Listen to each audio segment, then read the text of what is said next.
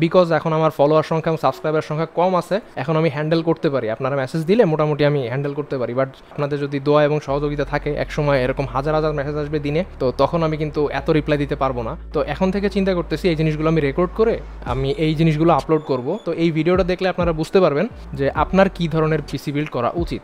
উনি কি স্টোরেজ নেন নাই? আচ্ছা নিছেন, এসএসডি 1 টেরাবাইট। পিসি বিল্ডিং যে অ্যাপটা থাকে, এই অ্যাপটা আমি ইউজ করলাম আর কি। আপনাদের যে এখান থেকে বিল্ড করতে হবে এমন কোনো কথা নাই। সবসময় আপনি 5-10টা দোকান ঘুরবেন, ঘুরে যেটা আপনার কাছে বেটার মনে হবে সেটা সেখান থেকে নেবেন।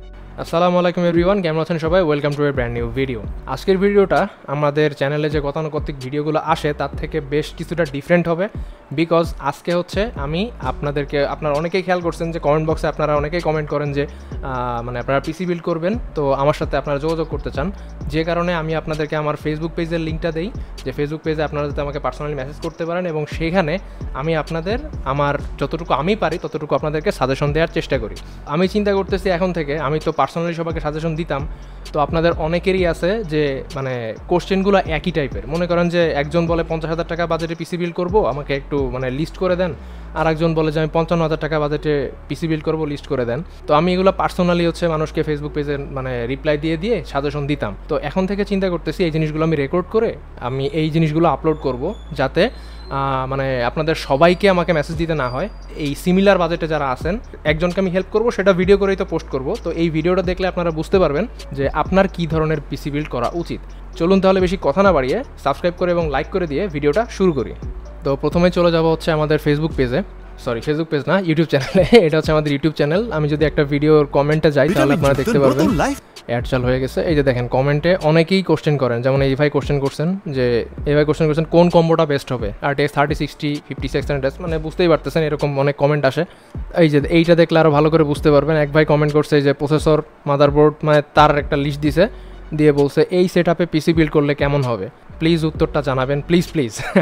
আমি তাকে বলছি DM me at facebook@thesimple। বুঝতেই পারতেছেন এরকম আমাকে অনেকেই মেসেজ দেন। আমি যদি ফেসবুক পেজে যাই, এইটা হচ্ছে আমাদের ফেসবুক পেজ। আপনারা যদি আমাদের সাথে কন্ট্যাক্ট করতে চান বা আমার অ্যাডভাইস চান পার্সোনালি, তাহলে এখানে এসে এই মেসেজ বাটনে ক্লিক করে আমাকে মেসেজ করতে পারেন। আমি সাধারণত সব মেসেজেরই রিপ্লাই দিই।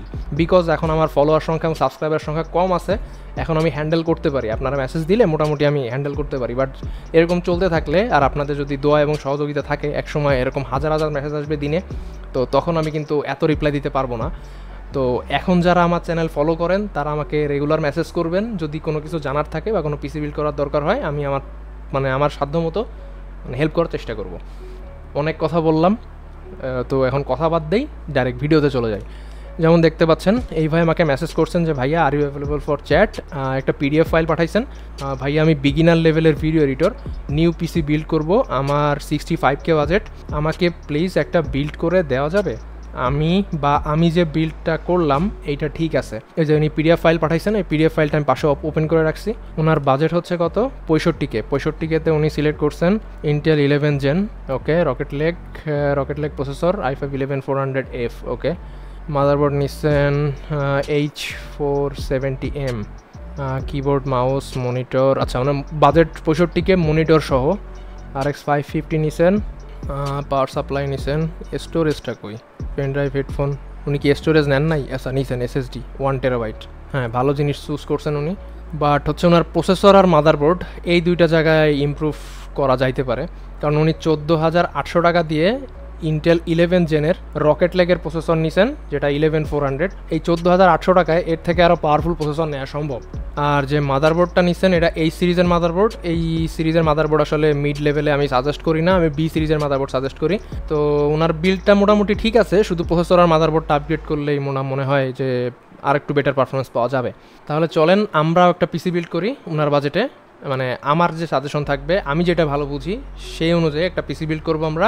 তো আমরা এখন পিসি বিল্ড যে অ্যাপটা থাকে সেই অ্যাপে চলে যাব। তো এখানে আমরা প্রথমে প্রসেসর সিলেক্ট করব। উনি যেহেতু 14,800 টাকা বাজেট করছে প্রসেসরের জন্য, তো আমি 14 থেকে 15,000 টাকার ভিতরে একটা প্রসেসর সিলেক্ট করব। আমি সিলেক্ট করব হচ্ছে 5600, AMDর 5600।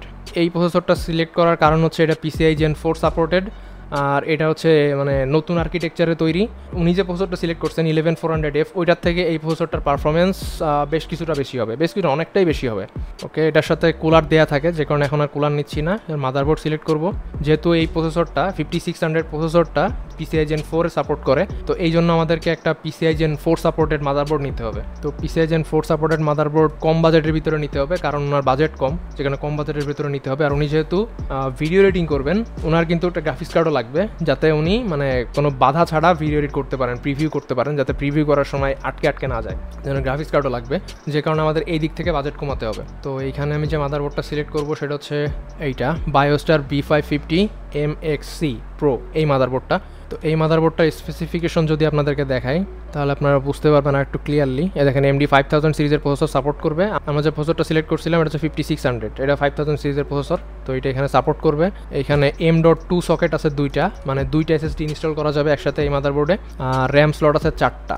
এই মুহূর্তে 2টা র্যাম দিয়ে পিসি বিল্ড করলে উনি পরবর্তীতে গিয়ে আরও 2টা র্যাম অ্যাড করতে পারবে যদি ওনার প্রয়োজন হয়। এখানে দেখেন র্যামের ম্যাক্সিমাম সাপোর্ট হচ্ছে 128 GB, মানে একটা স্লটে 32 GB করে উনি র্যাম ইউজ করতে পারবেন এই মাদারবোর্ডটাতে। ওকে, আর PCI Gen-এর সাপোর্টটা যদি দেখাই, where is PCI Gen support, এই যে PCI সাপোর্ট, এই PCI সাপোর্টটা যদি খেয়াল করেন, এই দেখেন এই যে 1 into PCI 4 into 16 স্লট, এটা কিন্তু PCI Gen 4 সাপোর্টের মাদারবোর্ড, যে কারণে আমরা এই মাদারবোর্ডটা সিলেক্ট করবো। এই মাদারবোর্ডটার প্রাইস হচ্ছে 11,000 টাকা। 11,000 টাকায় 4টা র্যাম স্লট সহ PCI Gen 4 মাদারবোর্ড, মানে এই বাজেটে আর আছে বলে আমার জানা নাই, তাই আমি এইটাই নিচ্ছি। ওকে, মাদারবোর্ড সিলেকশনে চলে যাই আবার।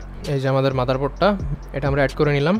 তো দেখতে পাচ্ছেন আমাদের যে প্রসেসরটা নিয়েছিলাম এটার বাজার হচ্ছে 14,300 টাকা। এটা কিন্তু ইন্টেলের প্রসেসরটার থেকে 11400 ছিল মেবি ওনার, হ্যাঁ 11400F, এটার থেকে বেটার পারফর্ম করবে এই প্রসেসরটা। ওকে, এবার আমরা র্যাম নিব। র্যাম হচ্ছে আমাদের এই প্রসেসরটা র্যাম সাপোর্ট করে সর্বোচ্চ 3200 মেগাহার্টজ পর্যন্ত। আর আমরা জানি যে AMD সিস্টেমের ডুয়েল চ্যানেল মেমোরি হচ্ছে সবচেয়ে বেটার পারফর্ম করে, এই জন্য আমরা 2টা র্যাম সিলেক্ট করব। তো আমরা আপাতত PNY র্যাম সিলেক্ট করব। এই দেখেন PNY XLR8 8GB 3200 মেগাহার্টজ, এই র্যামটা নিলে আমাদের হয়ে যাবে, মাত্র 2150 টাকা দাম। তো এইটা আমরা অ্যাড করতেছি। র্যাম আমাদের লাগবে 2টা, 8 16GB। এবার হচ্ছে স্টোরেজ উনি নিয়েছিলেন হচ্ছে 1 TB মেবি SSD, হ্যাঁ এই যে 1 TB স্টোরেজ নিয়েছিলেন উনি। তো আমি ওনাকে 1 TB স্টোরেজই দিব, যেহেতু ওনার 1 TB স্টোরেজ লাগবে। স্টোরেজের জন্য আমি সিলেক্ট করতেছি হচ্ছে নেটঅ্যাকের NETAC, নেটঅ্যাক মেবি উচ্চারণ, নেটঅ্যাকের N930E Pro 1 TB। তো এই যে SSDটা এইটা, আর উনি যেটা সিলেক্ট করছিলেন EX900, HP EX900, এই দুটা মোটামুটি সিমিলার রেঞ্জের, জাস্ট ব্র্যান্ড আলাদা। তো এই যে SSDটা আমরা সিলেক্ট করলাম, এই SSDটার ওয়ারেন্টি কত বছর আছে আমরা দেখে নিই। এটার ওয়ারেন্টিও 3 ইয়ার্স। আর উনি যেটা সিলেক্ট করছেন ওইটা যদি আমরা দেখি, ওইটার ওয়ারেন্টি কত বছর যদি সেটা দেখি, এইটা ওয়ারেন্টি কত বছর দেয়, এইটার ওয়ারেন্টিও 3 ইয়ার্স। তো আমরা ওই র্যামটা মানে SSDটা আমরা নিতে পারি, সমস্যা নাই, আমরা এই SSDটাই নিব। উনি যে SSDটা সিলেক্ট করছিলেন ওটার প্রাইস ধরা হয়েছিল হচ্ছে 5699 টাকা। আর আমরা একই জিনিস নিচ্ছি, মানে 1 TB SSD, এটার প্রাইস পড়বে হচ্ছে 4975 টাকা, মানে অ্যারাউন্ড 5000 টাকার মতো। তারপরে উনি যে গ্রাফিক্স কার্ডটা সিলেক্ট করছিলেন সেটা হচ্ছে, where is the graphics card, there it is, graphics কার্ডটা হচ্ছে RX 550 4 GB। না ভাইয়া, এই গ্রাফিক্স কার্ডটা আমি সাজেস্ট করব না, কারণ এটা অনলি 4 GB। আর উনি যেহেতু বলছেন উনি বিগিনার লেভেলের ভিডিও এডিটর, দেখেন উনি বলছে হচ্ছে আমি বিগিনার লেভেলের ভিডিও এডিটর, তো নিউ পিসি বিল্ড করব 65K বাজেট। তো উনি যেহেতু ভিডিও এডিটর, ওনার জন্য বেস্ট হবে হচ্ছে RTX, মানে NVIDIA গ্রাফিক্স কার্ড। কিন্তু যে বাজেট, এই বাজেটে আসলে NVIDIA ভালো গ্রাফিক্স কার্ড নাই। NVIDIA সবসময় ওদের গ্রাফিক্স কার্ডের প্রাইস অনেক বেশি রাখে, কিন্তু উনি যাতে ভালো মতো এডিট করতে পারে, কোনো প্রকার সমস্যা ছাড়া স্মুথ এডিট করতে পারবেন, সেরকম একটা গ্রাফিক্স কার্ড আমাদের সিলেক্ট করতে হবে। উনি নিচে RX 550, এইখানে আমি সিলেক্ট করবো হচ্ছে RX 580, কারণ ওইটা হচ্ছে RX 550 থেকে অনেকটা বেশি পাওয়ারফুল। আর ওইটাতে 8GB VRAM আছে, যেটা হচ্ছে ভিডিও এডিটিংয়ের ক্ষেত্রে অনেকটাই হেল্প করবে আপনাকে। 4K এর ক্ষেত্রে কিছুটা বেড়ে যাইতে পারে, কিন্তু একটু সময় দিলে অতটা বাঁধবে না, অথবা আপনি প্রক্সি ইউজ করতে পারেন, প্রক্সি ইউজ করলে ওরকম বাঁধবে না। তো আমরা ওই গ্রাফিক্স কার্ডটাই এখানে অ্যাড করব। ওটার প্রাইস হচ্ছে খুব বেশি তা না, RX 580, এই যে RX 580 14,500 টাকা। উনি যে গ্রাফিক্স কার্ডটা সিলেক্ট করছিলেন RX 550 11,800 টাকা, আর এইখানে আমরা সিলেক্ট করছি হচ্ছে 14,500 টাকা। ওকে, এইবার এই পুরো সিস্টেমটাকে পাওয়ার দিতে কিন্তু আমাদের মোটামুটি ভালো একটা পাওয়ার সাপ্লাই লাগবে, যে কারণে আমরা একটা পাওয়ার সাপ্লাই সিলেক্ট করব। এখানে পাওয়ার সাপ্লাই সিলেক্ট করবো হচ্ছে, দাঁড়ান আমরা দেখে নিই যে আমরা যে গ্রাফিক্স কার্ডটা সিলেক্ট করছি এটা কত পাওয়ার টানবে, এটাকে দেখে নিই তাহলে বেটার হবে। এটা রিকমেন্ডেড পাওয়ার সাপ্লাই হচ্ছে 500 ওয়াট, এই দেখতে পাচ্ছেন রিকমেন্ডেড পাওয়ার সাপ্লাই 500 ওয়াট। তো আমাদের একটা 500 ওয়াট বা 550 ওয়াটের পাওয়ার সাপ্লাই নিতে হবে এই সিস্টেমের জন্য। তো আমরা একটা 500 ওয়াটের পাওয়ার সাপ্লাই নিয়ে নিব, 550 ওয়াটের পাওয়ার সাপ্লাই নিয়ে বেটার। 550 ওয়াট, এই দেখেন 550 ওয়াটের এই যে উপরে যে দুইটা আছে এটা কিন্তু 80+ ব্রোঞ্জ সার্টিফাইড না, তাই এগুলো বাদ।